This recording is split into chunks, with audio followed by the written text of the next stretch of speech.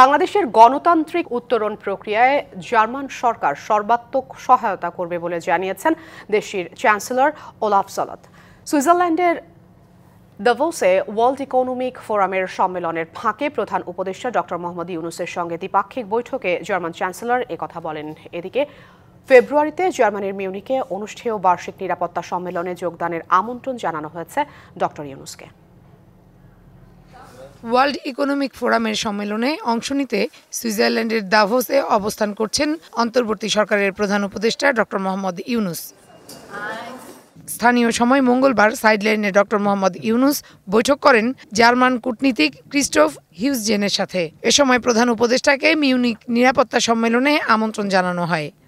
Colour expert, George sap এবং mild on hands technology সমৃদ্ধ Orix crystal wash আপনার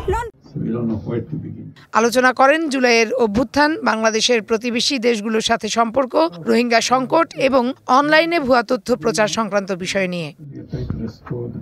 এর আগে একই দিন জার্মানির চ্যান্সেলর ওলাফ সলৎজের সঙ্গে বৈঠক করেছেন doctor Yunus.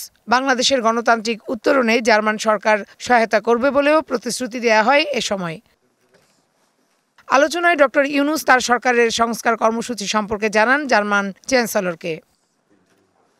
World economic forum সামিটে যোগ দিতে বাংলাদেশ সময় মঙ্গলবার বিকালে সুইজারল্যান্ডে পৌঁছান ডক্টর মোহাম্মদ ইউনূস। 25শে জানুয়ারি প্রধান উপদেষ্টার দেশে ফেরার কথা রয়েছে।